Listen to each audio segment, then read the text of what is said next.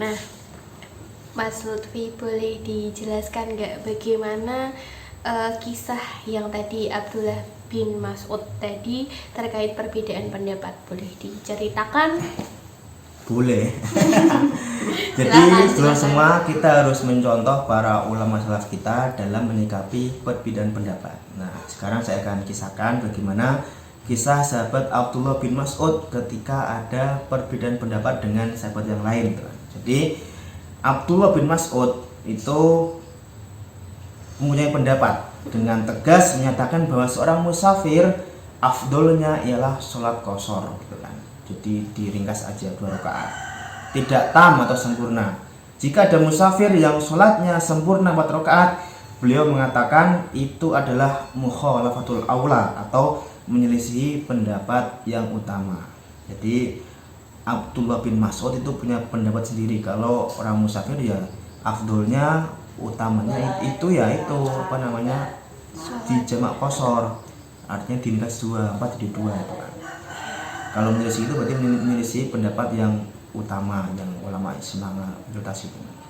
Akan tetapi dengan rela ia meninggalkan pendapatnya dan ikut sholat sempurna 4 rakaat di belakang Utsman bin Affan yang memandang berbeda dengannya dalam masalah ini. Lalu Ibnu Mas'ud ditanya, "Kau mengkritik Utsman, tapi kenapa kau mengikutinya sholat 4 rakaat?" Kemudian Ibnu Mas'ud menjawab, "Al-khilafu syarrun." Jadi berbeda itu buruk gitu kan.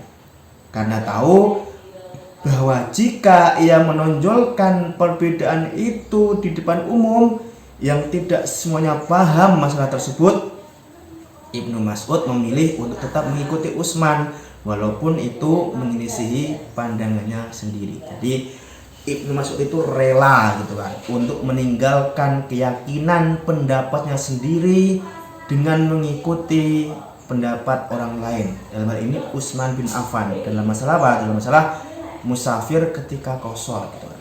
Jadi Ibnu Mas'ud punya pendapat kalau musafir itu ya afdolnya di qashar 2 rakaat. Tapi kalau Utsman itu enggak punya pendapat musafir ya tetap 4 rakaat gitu. Tapi itu kan masih dalam level ijtihadiyah, masih dalam level fikih, artinya luas itu kan.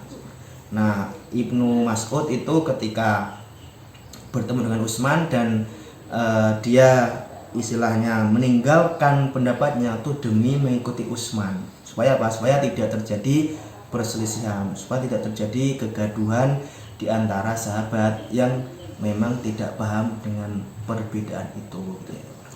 Balik ke host. Oke, jadi paham ya teman-teman bahwa kadang ada orang yang meninggalkan pendapatnya untuk mengikuti pendapat orang lain demi supaya tidak terjadi keributan atau pertengkaran atau cekcok atau apalah itu.